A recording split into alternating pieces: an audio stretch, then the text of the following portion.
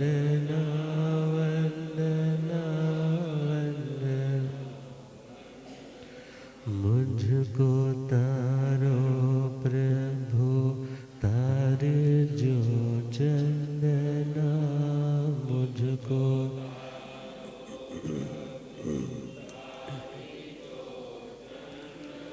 वंदना वंदना वंदना वंदना वंदना वंदना मुझको दल दल से अब तो निकालो प्रभु मुझको दल दल से अब तो मैं तो आया शरण में संभालो प्रभु मैं तो आया शरण में कोई तुम सा नहीं इस जहां में कहीं कोई तुम सा नहीं इस जहां तेरे चरणों में दाता है अभिवंदना तेरे चरणों में दाता है अभिवंदना वंदना वंदना वंदना वंदना वंदना अनंत अनंत शांति के निकेतन शासनपति श्रमण भगवान महावीर स्वामी के पावन चरणा अरविंदों में हार्दिक भावना वंदन नमन। मेरे अंधेरे जीवन को रोशनी प्रदान करने वाले परम उपकारी आगम ज्ञान के भंडार आगम ज्ञाता आगम पुरुष जिन शास्त्र रतन हिमाचल केसरी उपाध्याय भगवंत श्रद्धेय गुरुदेव श्री जितेंद्र मुनि जी महाराज साहब के पावन चरण कमलों में हार्दिक भावना वंदन नमन। आदरणीय सेवा भावी श्री प्रशमित मुनि जी, धर्म सभा में उपस्थित धर्मानुरागियों, सुशीलवती माताओं एवं बहनों,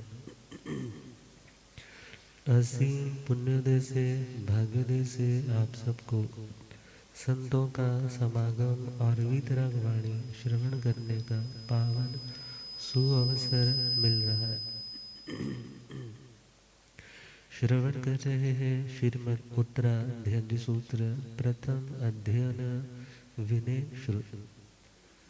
परमात्मा भगवान महावीर स्वामी जिनका परम उपकार है कि हमें वो रास्ता दिया जिस रास्ते पर चलकर वो स्वयं अरिहंत बने, वो रास्ता दिया जिस रास्ते पर चलते चलते अरिहंत से सिद्ध अवस्था प्राप्त हुई। तो धर्म का मूल विनय और विनय के 7 भागों में विभक्त उस मंगल में पुष्प वाटिका के फूलों का चयन करते हुए आर्य श्री सुधर्मा स्वामी जी जम्बू स्वामी जी की झोली में डाल रहे। आना निंदे सकजे गुरु नमो ववाय करे इंगियागार संपन्ने सेविणी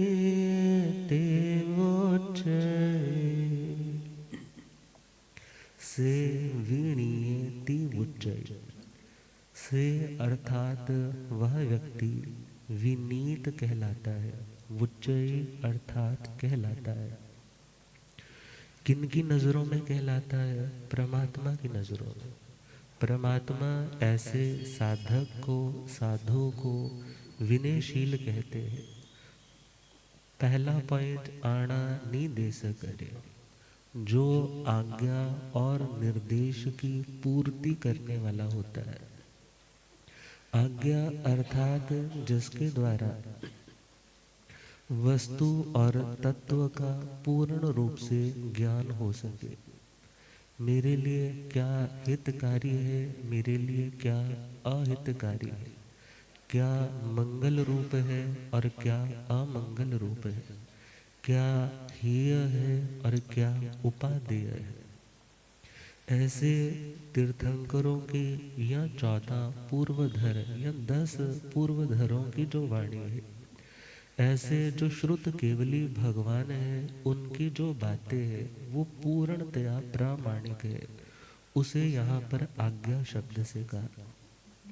और उन्हीं भगवंतों की बातों को जिंदगी में क्रिया रूप देने के लिए जो गुरु भगवंतों का संदेश है, उपदेश है, दिशा निर्देशन है, उस दिशा निर्देशन का नाम है निर्देश करे। करे शब्द दोनों के साथ है, आज्ञा करे, निर्देश करे। करे का अर्थ है करना। जो तीर्थंकरों की श्रुत केवलियों की आज्ञा, जो विधि रूप, जो निषेध रूप है, ये करना, ये विधान है। अहिंसा, सत्य, अस्तेय, ब्रह्मचर्य, अपरिग्रह, इनकी पालना करना, इन्हें जिंदगी में धारण करना, ये आज्ञा कौन सी है? विधि रूप आज्ञा। क्या नहीं करना?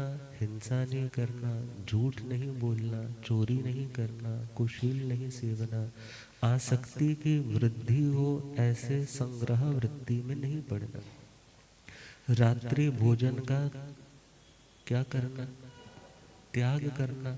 त्याग करना मीन्स उसका सेवन नहीं करना। सेवन नहीं करना मतलब निषेध रूप आज्ञा, और त्याग करना मतलब विधि रूप आज्ञा। 10 प्रकार के यति धर्म, खंति, मुत्ति, अज्जवे, मध्यवे, लाघवे, सच्चे, संजमे, तवे, चियाय, बम्ब, चेरवासे, इनकी साधना करना, ये क्या है? विधि रूप आज्ञा। इनके विपरीत, इनके जो विपक्षी है, अर्थात क्रोध इत्यादि करना, फाइनल अब्रह्म इत्यादि का सेवन करना, इसके लिए निषेध रूप आज्ञा है कि इसका सेवन नहीं करना। डॉक्टर के जाते हैं तो डॉक्टर आपकी बीमारी को देख करके 2 चीज़ें कहता है। एक तो प्रेस्क्राइब करता है कि ये प्रेस्क्रिप्शन है, इतने इतने टाइम पे ये दवा लेनी है, ये परहेज करना है। अब परहेज का मतलब है प्रेस्क्राइब करना। इन चीज़ों से एक तरह से तुम्हें परहेज रखना है, इन्हें दूर रखना है। अब जिनसे दूर रहना है उसका नाम क्या हुआ? निषेध रूप आज्ञा। जिनका सेवन करना है वो विधि रूप आज्ञा।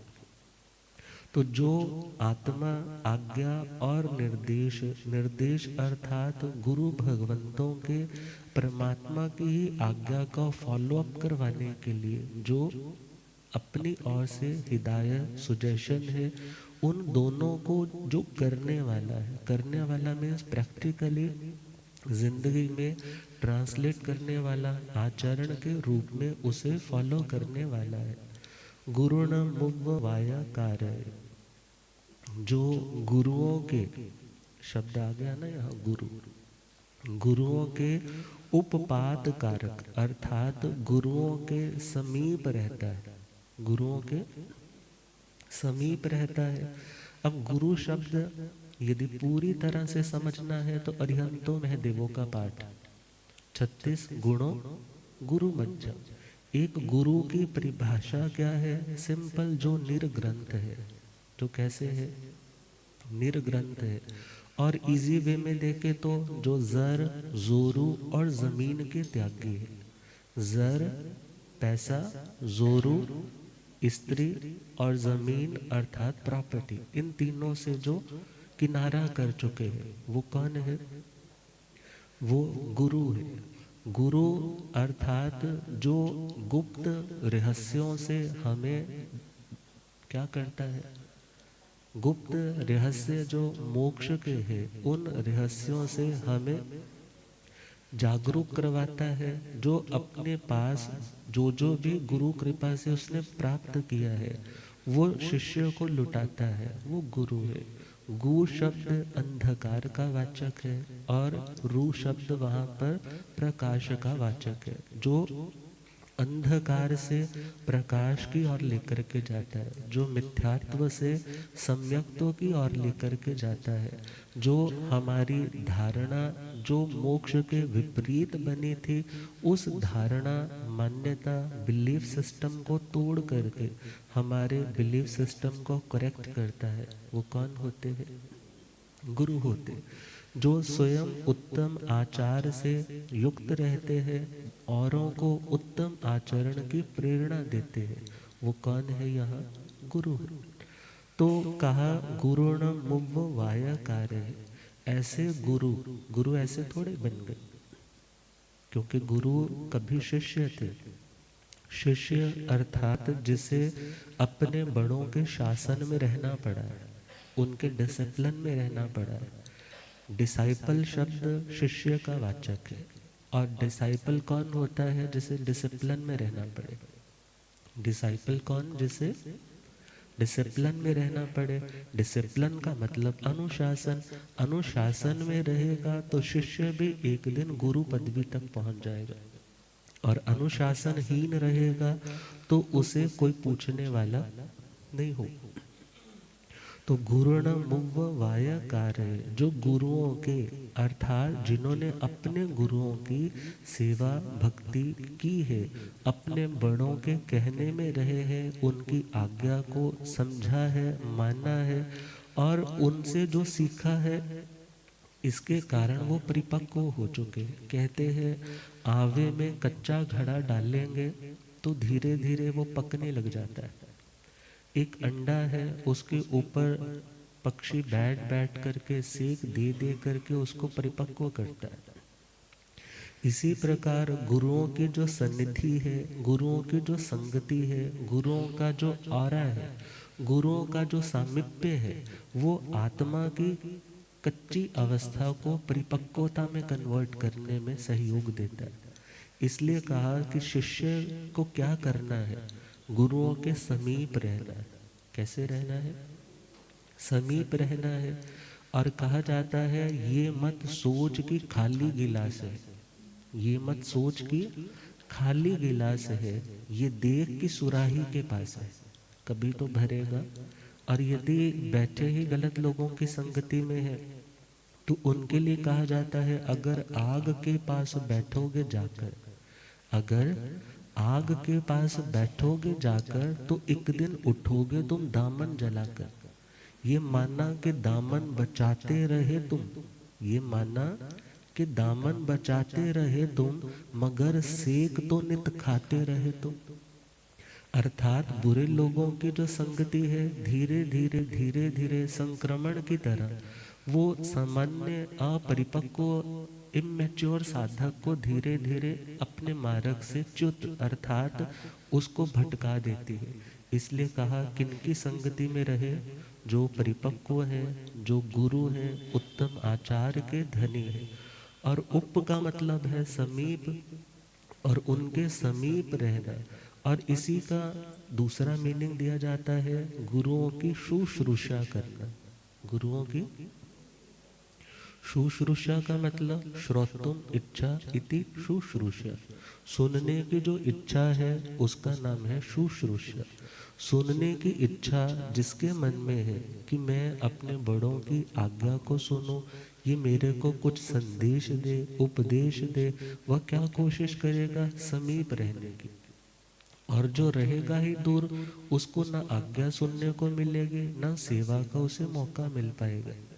तो समीपता के लिए भी चौभंगी बन जाती है। समीपता के लिए भी भंग बोलते हैं विकल्प को, ऑप्शंस को। 4 ऑप्शंस बन जाते हैं। कोई शिष्य अपने गुरुओं के तन से तो पास होता है मगर मन से पास नहीं होता। तन से तो पास होता है मगर मन से पास नहीं होता। मन उसका कहीं और ही गया होता है। और कोई ऐसा होता है मन से तो पास होता है, मगर मजबूरी ऐसी है कि वो तन से क्या है, दूर है। और तीसरा टाइप है, तन से भी पास होता है और मन से भी पास होता है, फिजिकली भी वहाँ है और इमोशनली भी वहीं पर कनेक्टेड है। और चौथा ऑप्शन है, तन से भी दूर है और मन से भी दूर है। अब इनमें से सबसे ज्यादा दुर्भाग्यशाली कौन सा है? चौथे वाला। सबसे A1 क्लास का कौन है? जो तन से भी पास है और मन से भी पास है। अब विचार करना है, जो शिष्य गुरुओं की सन्निधि में आया है, भले आज मन से पास नहीं है, मगर धीरे धीरे धीरे धीरे कभी तो कोई ना कोई असर आएगा। यदि अभव्य है तो क्या कहना, कोई चेंज नहीं आएगा। मगर तरणहार है तो निमित्त का अपना बहुत बड़ा योगदान होता है। निमित्त का, एम्बियंस का, ऑरा का, बड़े लोगों की हित शिक्षाओं का, बार बार की रोक टोक का बहुत असर होता है। भले आज पता नहीं चलता, मगर आने वाले टाइम में ऐसे लोग खुद को संभाल भी लेते हैं। मगर कोशिश क्या करनी है, भले मन अभी नहीं भी टिक रहा, मगर फिर भी कहाँ रहना है। क्योंकि बहुश्रुत पूजा अध्ययन में आता है, 11वें अध्ययन में, वसे गुरुकुले नित्यम जोगवं उवहाणवं पियंकारे पियंग वाई से सिखंग धूम अरिहई।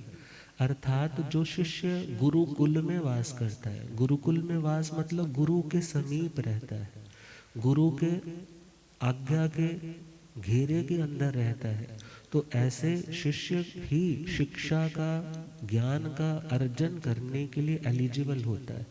और जो गुरु के समीप ही नहीं है, मन से भी समीप नहीं है, तन से भी समीप नहीं है, तो ऐसा शिष्य कभी गुरु पदवी तक, और गुरु से महागुरु की पदवी तक, क्योंकि नंदी जी सूत्र में परमात्मा महावीर स्वामी के लिए महागुरु शब्द आता है, तो महागुरु की उस अवस्था तक भी नहीं पहुंच पाएगा। तो परमात्मा का कहना है कि गुरुओं के समीप रहोगे तो बहुत सी चीजें जो किताबों में पढ़ने में नहीं आएगी, मगर उनके आचरण में, उठने में, बैठने में, जब दूसरों को मिलते हैं कैसे विनय से मिलते हैं, कोई दुनियादारी की बात शुरू करता है तो कैसे अपने स्वाध्याय में लग जाते हैं। तो कितनी चीजें उनके प्रैक्टिकली जिंदगी को समीप रह करके ही जानना जा सकता है। तो पहला पॉइंट, आना निदेश करे। निदेश करे इस शब्द का अर्थ यरे शब्द भी रखा है, आना निदेश यरे। तो वहां पर य का जो आगम है, तो वहां पर करे शब्द भी बनता है और तरे शब्द भी बनता है। जो परमात्मा की आज्ञा और गुरु के निर्देश का आधार लेकर संसार समुद्र को तर जाता है, एक मीनिंग। दूसरा जो प्रचलित मीनिंग है, आज्ञा और निर्देश का जिंदगी में आचरण करने वाला। और गुरु न मुव वाय कार्य, गुरुओं के सदा निकटता बनाए रखता है, हमेशा उनके पास रहता है। कभी अलग बैठना पड़े, विहार करना पड़े, आज्ञा ही ऐसी हुई है, मगर उस समय भी क्या सोचे, गुरु हमेशा मेरे पास है, मेरे साथ है, मुझे कुछ भी उनकी आज्ञा के बाहर का कार्य नहीं कर। इंगिया गार संपन्ने, जो इंगित और आकार, इंगित और आकार से संपन्न है।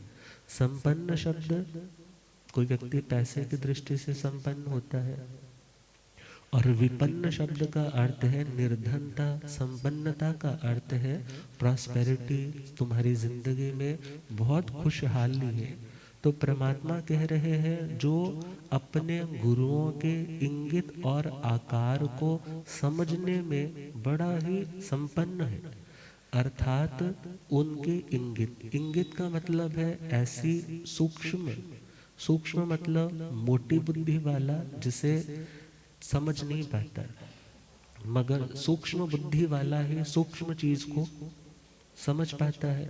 जो अपने गुरुओं के सूक्ष्म इशारों को, और आकार का मतलब है वो इशारा जिसमें फिजिकल जेस्चर्स दिख रहे हैं, सपोज जम्हाई ले रहे हैं, चद्दर उठा रहे हैं, इतने सब सोने का टाइम है, या पाट पर लेटे हैं, ऊपर देख रहे हैं कि वहाँ कंबल है, ये तो नॉर्मली पता लग जाता है। ऐसे घर गृहस्थी में जब आप लोग अपने बच्चों को कैसे समझाते हैं, किसी के घर में गए हैं और उसने ड्राई फ्रूट में ना ऐसे मुट्ठी भर ली, तो माँ क्या करती है, ऐसे करके घूर करके देखती, क्या कर दे इसको। अब ये तो है बड़ा आकृति, बड़ा इशारा, और एक होता है सूक्ष्म। सूक्ष्म मतलब जस्ट ऐसा बड़ा लाइट सा जेस्चर जो हर व्यक्ति नहीं समझ पाता, मगर समझदार व्यक्ति बड़ा इजीली उसको कैच करके विधि और निषेध, विधि मतलब ऐसा करो, निषेध मतलब ऐसा नहीं करो, जो अपने गुरुओं के समीप रह करके उनके ये करो और ये नहीं करो, इन दोनों चीजों का पूरी तरह से जानकार बन जाता है। उसके लिए क्या बोला, इंगिया गार संपन्न से वीणीय ती उच्चई। भगवान कहते हैं उसको विनीत कहा जाता है। उसको क्या कहा जाता है, विनीत कहा जाता है। और जो ना तो भगवान की आज्ञा को समझे, ना मानने के लिए तैयार हो, ना गुरुओं की आज्ञा को समझे, ना उनके उस निर्देश को फॉलो करने की भावना रखे, और गुरुओं से हमेशा दूरी बना करके रखे कि जाएंगे पता नहीं क्या कह देंगे, करेंगे तो कुछ ना कुछ कमी निकाल देंगे, इससे अच्छा दूर ही बैठो, ना काम बोलेंगे ना करना पड़ेगा। मगर ऐसा व्यक्ति विनीत नहीं, और जो विनीत नहीं होता वो बहुश्रुत भी नहीं बन पाता। जो विनीत नहीं होता वो बहुश्रुत अर्थात आगमों के ज्ञान का भंडारी भी नहीं बन पाता। तो परमात्मा कहते हैं जो विनीत है वही मोक्ष का अधिकारी है। भव तो जानाए जे पार बंदिया, कर ले सतगुरुआ नल प्यार बंदिया। भव तो जानाए जे पार बंदिया, कर ले सतगुरुआ नल। विधि निषेध वाली आज्ञा जो मन दा, गुरु उपदेश नो पल्ले अपने मन दा। विधि निषेध वाली आज्ञा जो मन दा, गुरु उपदेश नो पल्ले अपने।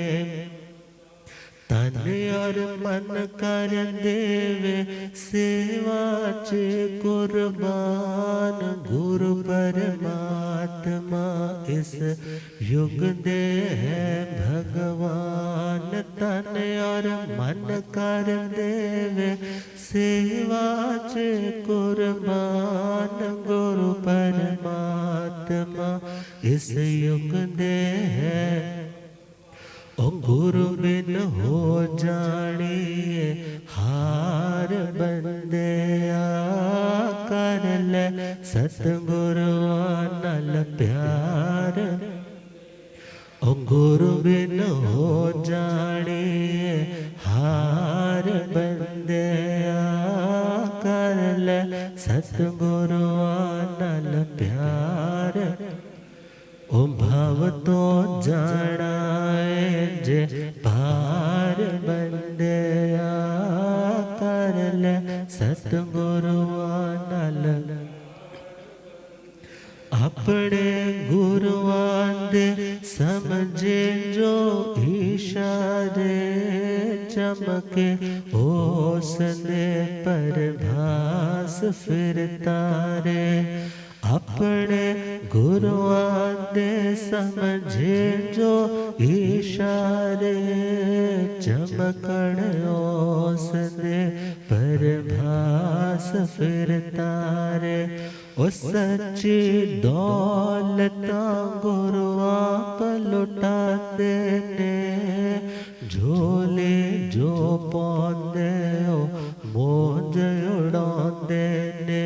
ओ सच्ची दौलता गुरु आप लुटाते, ओ झोले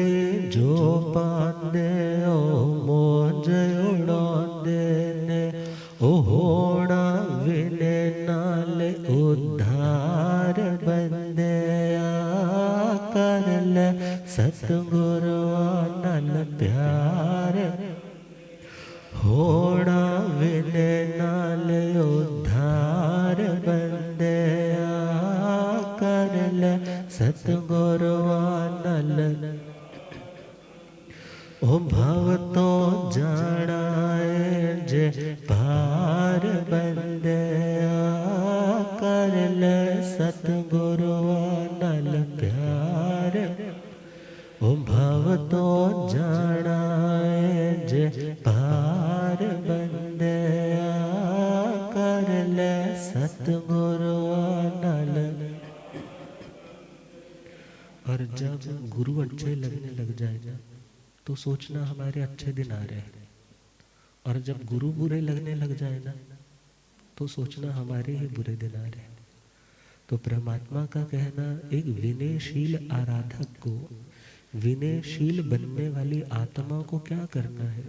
आज्ञा को समझना, निर्देश को समझना, गुरुओं की सन्निधि के महालाभ को समझना, और उनके इंगित और आकृति रूप सूक्ष्म स्थूल इशारों को समझना, और जो कहते हैं वो करना, और जो नहीं कहते हैं वहां से रुकना।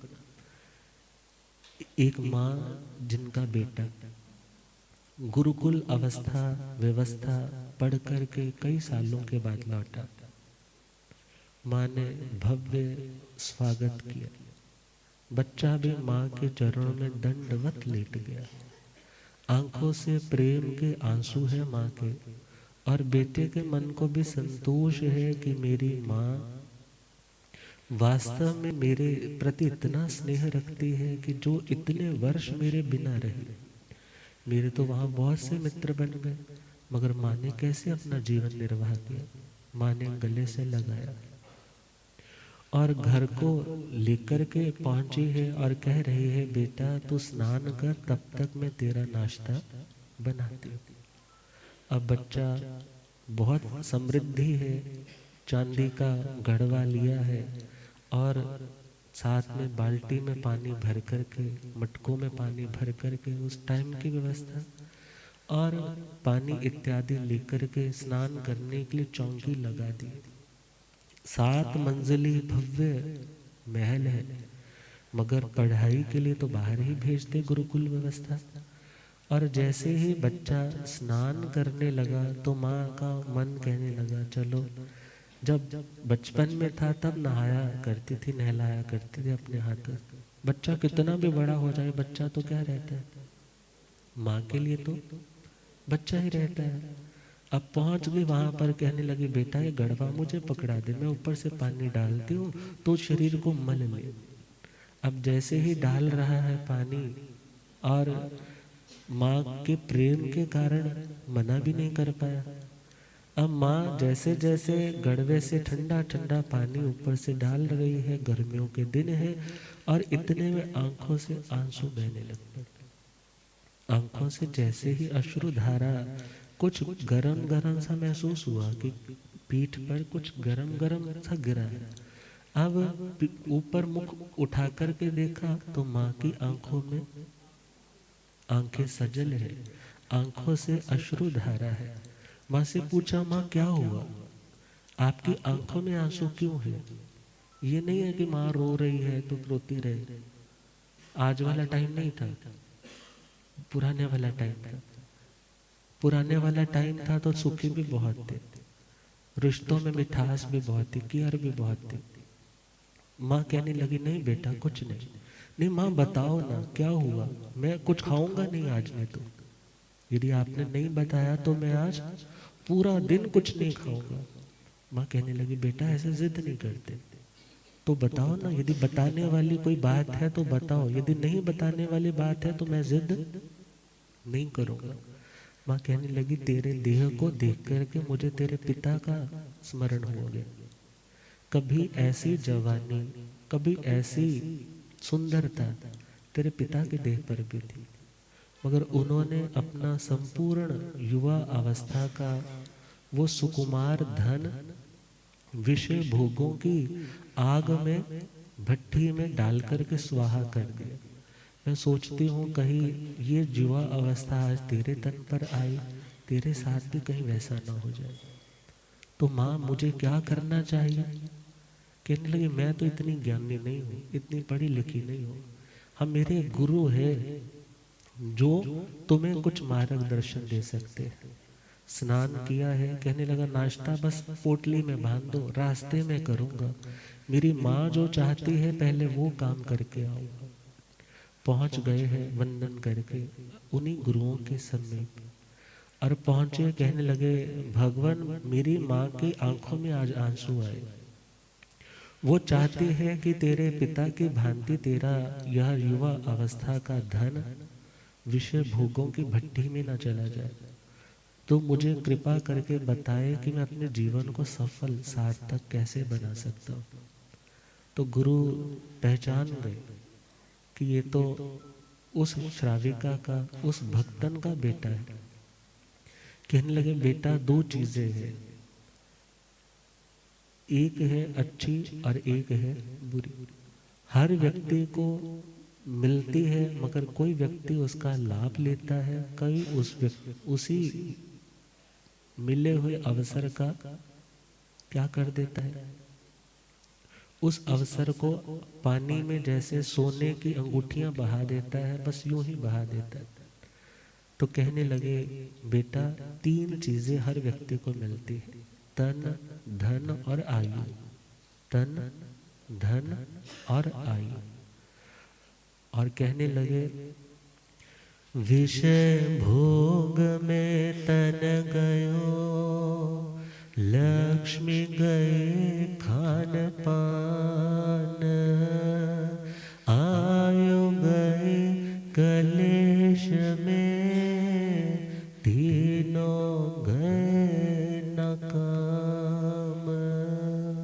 पहला विषय भोग में तन गयो, गुरुदेव पढ़ारे हो रब मेरा सतगुरु बन के आया मैनो,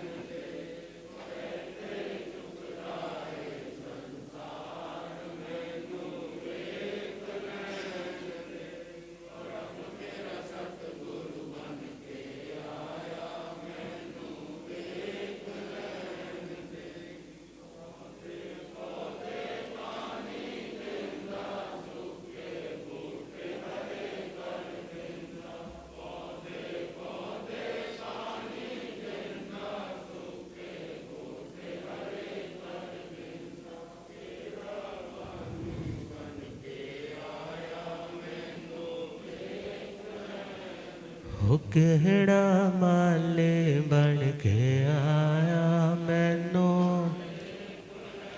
हो रब मेरा सतगुरु बन के। बोलिए आगम ज्ञाता आगम पुरुष जिन शास्त्र धन हिमाचल केसरी उपाध्याय भगवंत श्रद्धे गुरुदेव श्री जितेंद्र मुनि जी, प्रज्ञा पुरुषोत्तम प्रवर्तक श्रद्धे गुरुदेव डॉक्टर श्री सुव्रत मुनि जी। तो तीन चीजें, विषय भोग में तन गयो,